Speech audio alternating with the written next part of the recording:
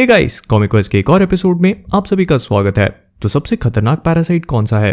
एक बैक्टीरिया, एक वायरस या फिर एक पेट का कीड़ा? नहीं, सबसे डेंजरस पैरासाइट है एक आइडिया। क्योंकि अगर एक बार एक आइडिया आपके दिमाग में घुस गया तो उसे निकालना नियर इम्पॉसिबल है। वो आइडिया जो पूरा बन चुका हो, जिसे आप बहुत अच्छे से समझ चुके हो, अगर वो दिमाग में एक बार चिपक जाए तो आपको हर कहीं वही दिखेगा, चाहे जो कर लो। और ये बहुत इंपॉर्टेंट लाइंस है, इन्हें याद रखना, वीडियो के एंड में काम आएंगी। तो मान लो कि अचानक आपकी लॉटरी लग गई और आप अरबपति बन चुके हो। धांसू गाड़ी, महल जैसा घर, क्रश भी पड़ गई, कोई पढ़ाई का टेंशन नहीं है, लाइफ सेट है एकदम। लेकिन तभी एक आवाज सुनाई देने लगे, एक म्यूजिक जिसे आप रोज सुनते हो और अब तक नफरत सी करने लगे हो, आपका अलार्म। और तब आपको पता चले कि इतनी रईसियत जो आप दिखा रहे थे वो सब एक सपना था। तो जाहिर है बुरा तो लगेगा ही। लेकिन अगर मैं ये कहूं कि सपना आपको किसी ने जानबूझ के दिखाया था ताकि आप इससे मोटिवेट होके लॉटरी का टिकट खरीदने लगो, तब क्या बोलोगे? और मैं मजाक नहीं कर रहा, 2010 में आने वाली इंसेप्शन मूवी इसी कंसेप्ट पे बेस्ड है। तो कॉमिक क्वेस्ट से मैं हूं मोहित और आज मैं आपको बताने वाला हूं इंसेप्शन मूवी के बारे में कि क्या हुआ, कैसे हुआ और क्यों हुआ। और वैसे तो मूवी 2010 की है तो बोलना नहीं चाहिए, लेकिन फिर भी यहाँ पे स्पॉयलर्स होंगे, ध्यान रखना। तो बिना किसी को नींद से जगाए चलिए शुरू करते हैं।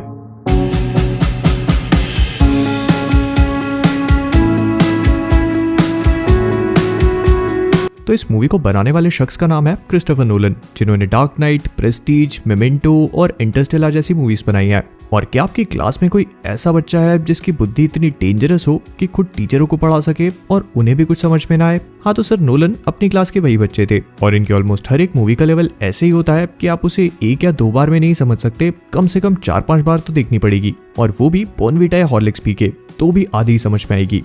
अब इस मूवी को समझने के लिए सबसे पहले तो ये समझना जरूरी है कि सबकॉन्शियस माइंड होता क्या है। तो वो सारी चीजें जो हम बिना सोचे करते हैं या बिना सोचे सोचते हैं, जैसे साइकिल, बाइक या कार चलाना, या फिर कुछ भी देख के भूल जाना और ये फील करना कि इसे कहीं तो देखा है, ये सारी चीजें सबकॉन्शियस माइंड का काम है। चलो ठीक है, इस वीडियो को थोड़ा इंटरेक्टिव बनाते हैं और कुछ नया करते हैं। तो आपके रूम में घड़ी तो होगी, मतलब वॉल क्लॉक जो घड़ी दीवार पे टंगती है। नहीं है तो उस रूम में आ जाओ जिसमें है, और हाँ, रिस्ट वॉच भी चलेगी। हाँ, तो मुझे ये बताओ कि क्या आपने कभी नोटिस किया है कि आपकी घड़ी का डायल, मतलब उसका बैकग्राउंड कौन से कलर का है? अब देख के मत बताओ, आप तो दिन में कई बार उसे देखते हो ही, तो ये तो पता ही होगा कि डायल कौन से कलर का है। चलो ठीक है, कोई बात नहीं, अब देख लो। ओके, तो डायल का कलर देख लिया। अब बिना दोबारा देखे क्या कोई ये बताएगा कि एग्जैक्ट टाइम कितना हुआ है? आसान है, अभी तो आपने घड़ी देखी है, टेंशन मत लो, 80% लोग फेल होंगे इसमें। लेकिन हाँ, अगर शायद आप 10 मिनट वेट करके ट्राई करते तो आपको याद आ जाता कि टाइम क्या हुआ है। क्योंकि घड़ी तो आपने देखी थी तो आपके ब्रेन में टाइम रजिस्टर तो हुआ होगा, लेकिन क्योंकि वो रेलेवेंट इन्फॉर्मेशन नहीं है तो उसे आपके ब्रेन ने सबकॉन्शियस माइंड में ट्रांसफर कर दिया। और सबकॉन्शियस माइंड ऐसे ही काम करता है। हॉरर मूवी देखी है तो हाई चांसेस है कि सपने डरावने आएंगे, या किसी के बारे में 2 दिन पहले बात करी थी तो उसका सपनों में दिखना कोई भी डिवाइन इंटरवेंशन नहीं, बस हमारे सबकॉन्शियस माइंड का खेल है। कुल मिला के मैं बस ये बोलना चाह रहा हूँ कि बहुत सारी ऐसी इन्फॉर्मेशन है जो आपके दिमाग में स्टोर्ड है, लेकिन आपको या तो उसके बारे में पता नहीं है या फिर आप कॉन्शियसली उसे एक्सेस नहीं कर सकते। और इंसेप्शन मूवी इसी आइडिया के साथ खेलती है। इस यूनिवर्स में ड्रीम शेयरिंग का कंसेप्ट है, मतलब कोई भी एक मशीन के थ्रू अपने ड्रीम्स को एक या एक से ज्यादा लोगों के साथ शेयर कर सकता है। और ऐसे ही इन्हें प्रोजेक्ट करके ड्रीम्स की डिजाइनिंग की जा सकती है, एक गेम की तरह। और इसके डिजाइनर को आर्किटेक्ट कहते हैं, जो इस मूवी में एलन पेज का कैरेक्टर एड्रियाने है। फिर आता है लियोनार्डो डिकैप्रियो का कैरेक्टर कॉब, जो इस मूवी का सेंट्रल कैरेक्टर है। और इसकी एक पूरी की पूरी टीम है जो इस टेक्नोलॉजी का यूज करके किसी भी इंसान के सबकॉन्शियस माइंड में जो भी इंफॉर्मेशन छुपी है उसे निकालते हैं या फिर प्लांट करते हैं। और ये सारी चीजें पूरी तरह से लीगल है, तो इसका ये पैसा लेते हैं, मतलब लिटरली सपनों के चोर। और इस पूरी भौकाली को इंसेप्शन कहा जाता है। लेकिन इस बार वाला मिशन कॉब अपने बच्चों के लिए कर रहा है, जिनसे वो मिल नहीं पाता एक वांटेड क्रिमिनल होने के कारण। अब ये सब मिलके एक बहुत बड़े बिजनेसमैन फिशर को बिना उसकी परमिशन के सुलाते हैं ताकि उससे इन्फॉर्मेशन ले सके। ये लोग उसे वही ड्रीम्स दिखाते हैं जो इन्होंने खुद डिजाइन किए हैं, और इसमें भी 3 अलग अलग लेवल्स होते हैं ताकि इनका सिस्टम कॉम्प्रोमाइज ना हो और इन्हें अपना काम करने के लिए ज्यादा समय मिले। और हाँ, टाइम की बात चली है तो ड्रीम्स में टाइम थोड़ा अलग तरीके से काम करता है, क्योंकि नॉर्मल दुनिया में कुछ सेकंड्स ड्रीम वर्ल्ड में कई घंटे हो सकते हैं। और अगर ड्रीम से जागना है तो एक ऐसे सेंसेशन की जरूरत पड़ती है जिसमें आपको नीचे गिरने का एहसास हो, जैसे झूले में बैठना। और इस सेंसेशन को ये लोग किक कहते हैं। फिर अपने आप को रियलिटी और ड्रीम में फर्क समझाने के लिए हर किसी के पास एक टोटेम, मतलब एक ऑब्जेक्ट होता है। जैसे कॉप के पास एक लट्टू है जो अगर बिना गिरे घूमता रहे तो मतलब वो एक ड्रीम में है। ये याद रखना बहुत इंपॉर्टेंट है। अभी एक एक करके डिजाइन के लेवल 3 पे पहुंचते हैं और सब कुछ ऑलमोस्ट परफेक्ट ही जा रहा था, लेकिन तब वहां पर एंट्री होती है कॉप की वाइफ मॉल की। माल नहीं, मॉल, जो ना तो इनकी टीम का पार्ट है, इनफैक्ट वो तो कई सालों पहले मर चुकी है और वो फिशर को शूट करके उसे लिम्बो में भेज देती है।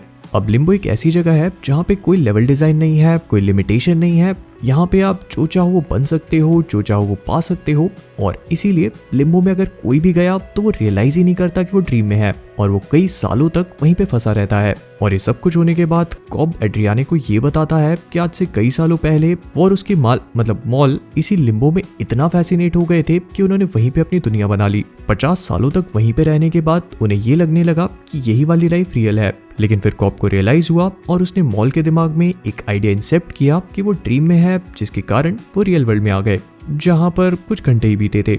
लेकिन कॉब ने जो मॉल पे इंसेप्शन परफॉर्म किया था वो रियल वर्ल्ड में आने के बाद भी नहीं हटा, और इसी वजह से मॉल को ये लगने लगा कि शायद ये भी एक ड्रीम है, और उसी से जागने के लिए वो बिल्डिंग से कूदकर सुसाइड कर लेती है। लेकिन जब मॉल मर चुकी है तो फिर उस ड्रीम और उस लिम्बो में वो कैसे आई? तो इसका जवाब है कॉब के सबकॉन्शियस से।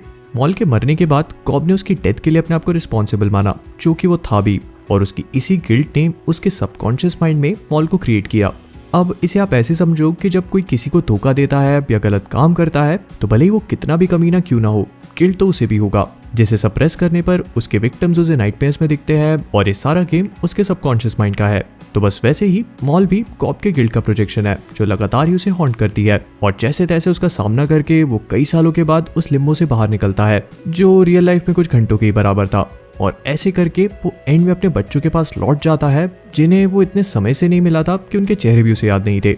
लेकिन यहाँ पे होता है एक बहुत ही जबरदस्त कांड, क्योंकि जब कॉब अपना टोटेम लट्टू टेबल पे घुमाता हुआ छोड़ देता है, तब बस हम उसे घूमता ही देखते हैं, और उसकी बहुत ही थोड़ी सी हरकत पे मूवी खत्म हो जाती है। अब इस सीन को देखने के बाद हर किसी ने अपने पाल नोच लिए होंगे, क्योंकि मूवी क्लोजर ही नहीं देती। आप एंड तक बस यही सोचते रहोगे कि क्या कॉब ड्रीम से बाहर निकला या नहीं। तो इस चीज पर बहुत सारी थ्योरीज हैं, जिसमें से कई लोग ये बोलते हैं कि वो ड्रीम में ही था, क्योंकि उसके बच्चों के कपड़े कॉब के ड्रीम्स वाले सीन में भी सेम ही थे, और इसके अलावा उनकी एज भी नहीं बढ़ी। लेकिन फिर दूसरी तरफ कई सारे लोग ये भी बोलते हैं कि ड्रीम में कॉब उनके चेहरे नहीं देख सकता था, लेकिन एंड वाले सीन में वो देख पाता है, तो ये रियलिटी थी। लेकिन मुझे ये लगता है कि इन दोनों में से कोई भी चीज इंपॉर्टेंट नहीं है, क्योंकि एट दी एंड कॉब अपने बच्चों के साथ में है, फिर चाहे वो ड्रीम में हो या रियलिटी में, और इसीलिए वो अपने लट्टू को घुमा के छोड़ देता है और उसे देखता तक नहीं। और जो लोग क्रिस्टोफर नोलन की मूवीज देखते आए हैं वो लोग जानते होंगे कि एंडिंग को ओपन रखना उनका स्टाइल है, और ये काम वो ऑलमोस्ट अपनी हर मूवी में कर चुके हैं।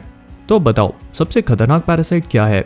एक आइडिया जो ये मूवी स्टार्टिंग से ही टोटेम्स का कंसेप्ट समझा के आपके दिमाग में डालती है, और कॉब के लट्टू को बार बार दिखा के इस आइडिया को आपके दिमाग में चिपका देती है, और इसी वजह से एंडिंग तक आपका सारा फोकस बस उस लट्टू पे होता है। ना कुछ देख पाते हो, ना सोच पाते हो, सिवाय उस लट्टू के। वो लट्टू जो एक्चुअली में कॉब का टोटेम था ही नहीं, मॉल का था। कॉब का एक्चुअल रियल टोटेम तो उसकी वेडिंग रिंग थी, क्योंकि इस पूरी मूवी में जब भी कॉब ड्रीम में होता है तब उसके हर सीन में वो वेडिंग रिंग पहना हुआ है, लेकिन रियलिटी वाले सारे सीन्स में उसकी रिंग मिसिंग है, और उसकी यही वेडिंग रिंग उसका रियल टोटेम है, जो लास्ट वाले सीन में उसकी उंगलियों पे नहीं है। और यही चीज बताती है कि लास्ट वाला सीन ड्रीम नहीं बल्कि रियलिटी है। वो लट्टू तो बस एक आइडिया था जो नोलन साहब ने मूवी के शुरू से ही आपके दिमाग में चिपका दिया, और इस वीडियो को बनाकर मैंने भी आपके दिमाग में एक आइडिया चिपका दिया है, क्योंकि इसे देखने के बाद आप 110% जाकर ये मूवी फिर से देखेंगे। हुआ ना माइंड ब्लोन?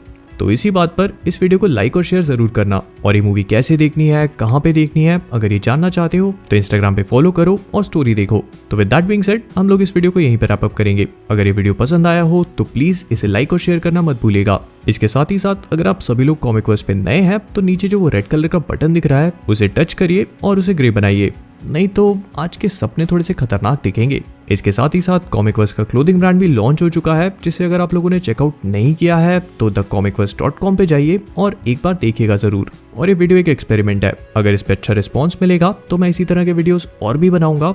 तो विद दैट बीइंग सेड, जाने से पहले कॉमिक वर्स से मैं हूं मोहित, और आप सभी लोग stay safe, stay inside, and as always keeping awesome.